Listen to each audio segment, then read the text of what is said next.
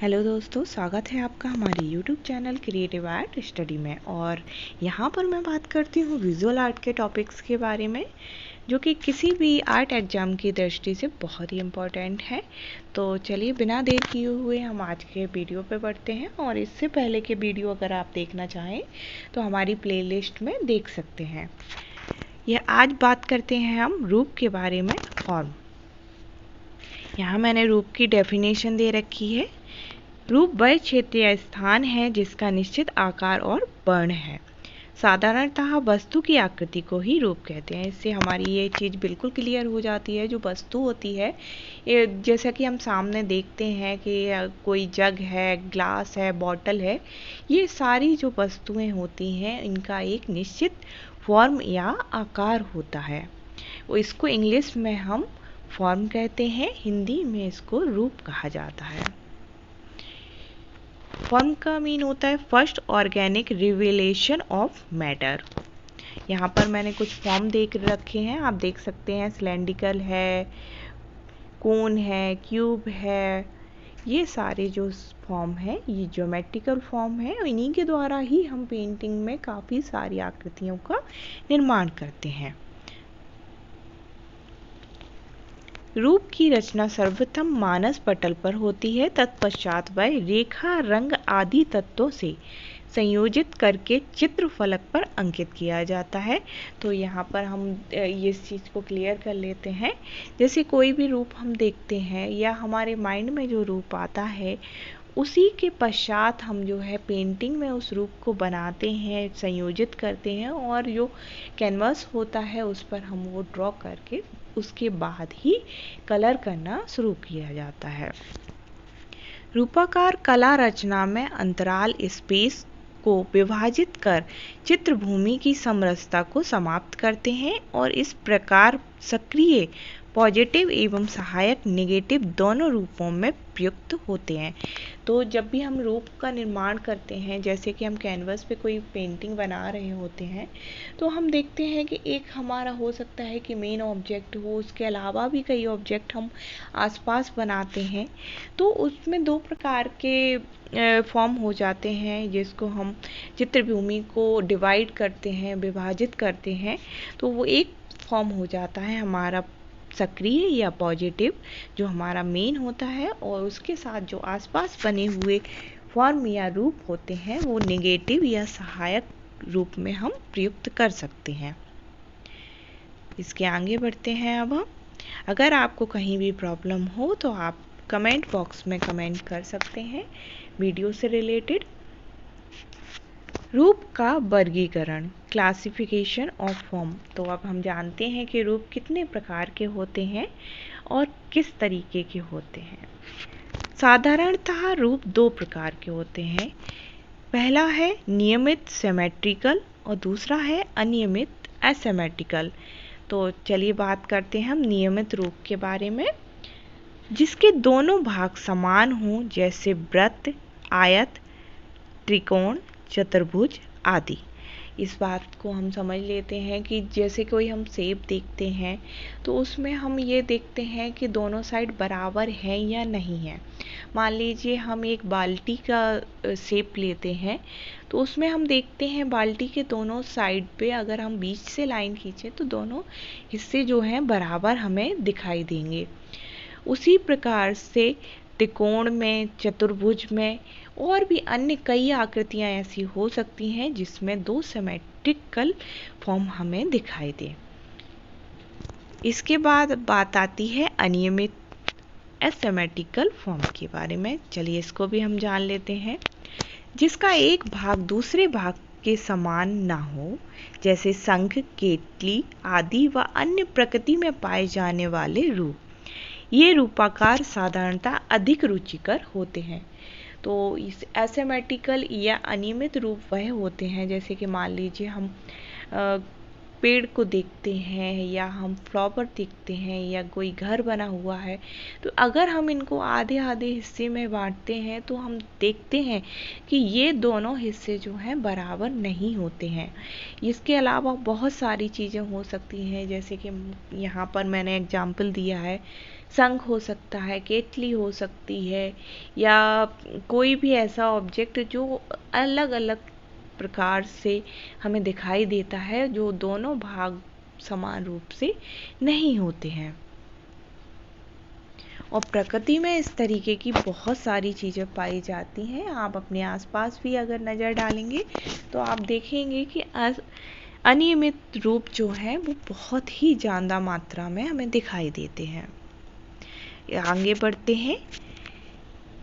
एक चीज़ और यहाँ पर मैं बता देती हूँ, जो अनियमित रूप होते हैं वो साधारण रूप से बहुत ही अधिक अच्छे लगते हैं। जो नियमित रूप होते हैं वो कहीं ना कहीं हमें देखने के पश्चात थोड़ा सा नीरस से प्रतीत होने लगते हैं, लेकिन जो अनियमित रूप होते हैं वो हमें हमेशा रुचिकर ही लगते हैं। अब बात आती है रूप के प्रकार व प्रभाव, type and effect of form. चलिए हम इनके बारे में भी चर्चा कर लेते हैं। रेखाओं के प्रभाव की ही भांति रूप के भी अपने प्रभाव होते हैं, जो रूप के दृष्टिगत और आकारगत बाहर विजुअल एंड फॉर्मल वेट के कारण होते हैं। जैसे यहाँ आप देख रहे हैं, कुछ मैंने यहाँ फॉर्म बनाए हुए हैं, फिगर में आप देख सकते हैं। तो आप देख रहे होंगे कि ये जो फॉर्म है ये अपने अपने प्रभाव अलग अलग दिखाते हैं, जो कि दृष्टिगत भार और आकारगत भार जो होता है उसके कारण हमें ऐसे प्रतीत होते हैं।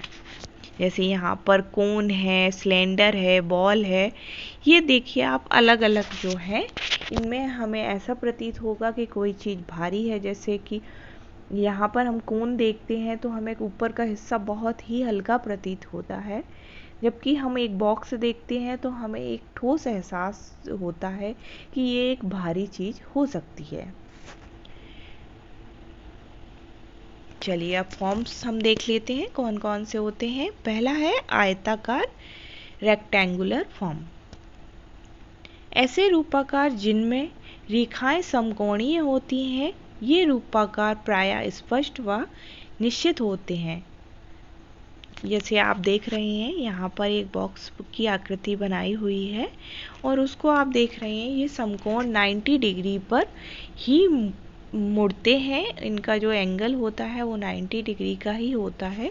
जो आयत हम बनाते हैं, जो ज्योमेट्रिकल शेप्स होते हैं आयताकार, वो सारे ही समकोणीय होते हैं और इसमें स्पष्ट व निश्चित आकृति जो है हमें दिखाई देती है। अतः ये रूप दृढ़ता, स्थिरता, स्टेबिलिटी, शक्ति, स्ट्रेंथ, एकता, यूनिटी आदि भावों के संवाहक होते हैं। जैसे कि इसको हम क्लियर कर लेते हैं कि हमने कोई बॉक्स देखा तो उससे हमें ये लगेगा कि ये बहुत ही शक्तिशाली चीज़ है या भारी चीज़ है, और इसमें हमें यूनिटी भी आदि भाव जो है हमें देखकर ही इसमें आने लगते हैं। अब बात आती है त्रिभुजाकार या ट्रायंगुलर। ये वे आकार हैं जिनका आधार शीर्ष की अपेक्षा चौड़ा होता है, जैसे पिरामिड का आकार। तो इससे हमें क्लियर हो जाती है जो त्रिभुज होता है, वैसे तो सभी जानते हैं कि त्रिभुज की आकृति क्या होती है। इसमें आप देखते हैं कि ऊपर का हिस्सा जो होता है वो कोन की तरह होता है और नीचे का जो आधार होता है वो काफ़ी चौड़ा बना होता है। जैसे कि हम पिरामिड देखते हैं, पिरामिड की आकृति जो होती है वो त्रिभुजाकार ही होती है। ये आकार स्थिरता, स्टेबिलिटी, सुरक्षा, सिक्योरिटी व शाश्वतता, परमानेंसी का भाव प्रकट करते हैं। ये आपको कुछ भाव समझ में आएंगे जब भी आप कोई त्रिभुज की आकृति देखते हैं, तो आपको इस तरीके के भाव जो है उससे निकलते हुए या महसूस होते हुए आपको दिखाई देंगे। ब्लूम त्रिभुजाकार, रिवर्स ट्रायंगुलर। ये आकार उल्टे त्रिभुज की आकृति के समान होते हैं। जो त्रिभुज के रूपाकार से विपरीत स्थिति में प्रदर्शित हो रहे होते हैं। ऐसे रूपाकार अनिश्चित, अनसर्टेनिटी, अशांति, डिस्टरबेंस, लिप्तता, एंटेगलमेंट व शीघ्र परिवर्तन, चेंज आदि प्रभावों को उत्पन्न करने वाले होते हैं। तो जो विलोम त्रिभुज होते हैं, जैसा कि हमने अभी त्रिभुज के बारे में पढ़ा है, तो त्रिभुज का ऊपर का जो हिस्सा होता है वो पतला होता है, लेकिन अगर हम विलोम त्रिभुज की बात करें तो ऊपर का जो हिस्सा होगा वो चौड़ा होगा और नीचे जो होगा वो एक कोन और एक पतला पॉइंट जो होगा वो नीचे की साइड होगा। इस तरीके की आकृति अगर देखा जाए तो थोड़ा बहुत हम उससे ले सकते हैं, जैसे कि एक कील होती है जो दीवार में हम लगाते हैं, उसका ऊपर का जो हिस्सा होता है वो चौड़ा होता है और जो नीचे का हिस्सा होता है जो दीवार के अंदर जाता है वह काफ़ी नुकीला होता है। तो इसमें हमें अशांति, लिप्तता और शीघ्र परिवर्तन जैसे भाव जो हैं उत्पन्न होते हैं। चलिए हम बात करते हैं अब वक्राकार फॉर्म्स के बारे में, रूप के बारे में, जिनको कर्व्ड कहते हैं। जैसे कि कोई मुड़ी हुई चीज़ होती है, कर्व लिए हुए होती है, वो उसको हम क्या कहते हैं, वक्राकार। ऐसे रूपाकार में झुकाव होती है। जब भी आप कोई वक्राकार चीज़ देखेंगे तो आपको झुकी हुई सी प्रतीत हो सकती है। वृत्ताकार, स्पाइरिकल, ओवल, बेलनाकार, सिलेंड्रिकल, एलिप्टिकल, एक केंद्रीय, पैराबोलिकल आदि रूपाकार इस समूह में सम्मिलित किए जा सकते हैं।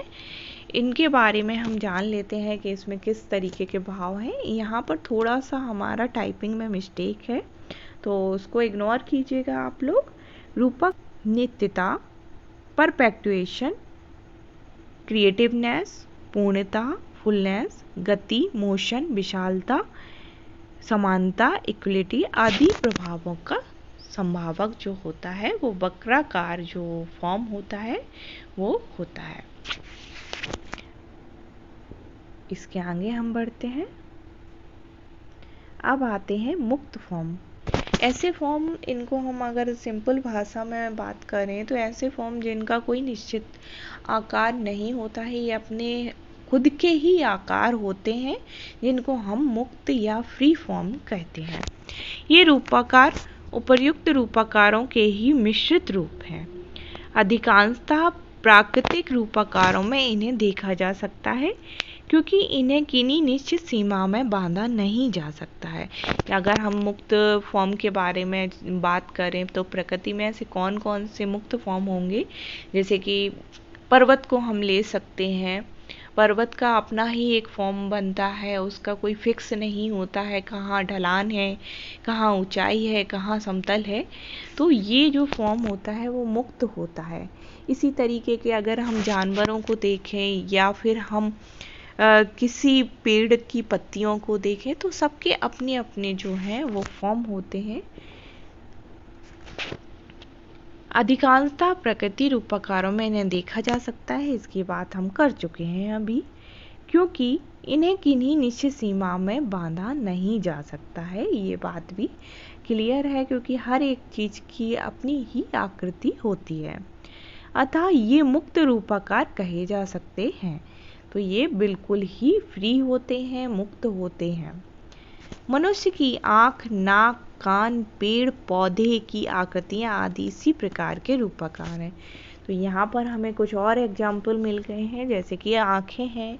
हर किसी की आँख जो होती है वो बहुत ही अलग अलग दिखाई देती है। इसी तरीके के पेड़ पौधे और बहुत सारी आकृतियाँ जो होती हैं जो बिल्कुल ही मुक्त आकार में होती हैं। किसी निर्धारित रूप में बंधे न होने के कारण आधुनिक कलाकार इनका प्रयोग स्वतंत्रता पूर्वक करते हैं, अतः ये कला रचना में भी स्वतंत्रता, फ्रीडम का प्रभाव उत्पन्न करते हैं। तो ऐसे जो रूप हैं, यहाँ पर मैंने पेंटिंग दे रखी है, यहाँ देख सकते हैं आप, ये सारे फ्री फॉर्म हैं जो कलाकार अपनी चॉइस के अकॉर्डिंग इनको बनाता है और इससे हमें फ्रीडम का ही एक एहसास जो है होता है। तो यहाँ पर हमारा जो है फॉर्म कंप्लीट होता है। Thank you for watching my video. Bye for now.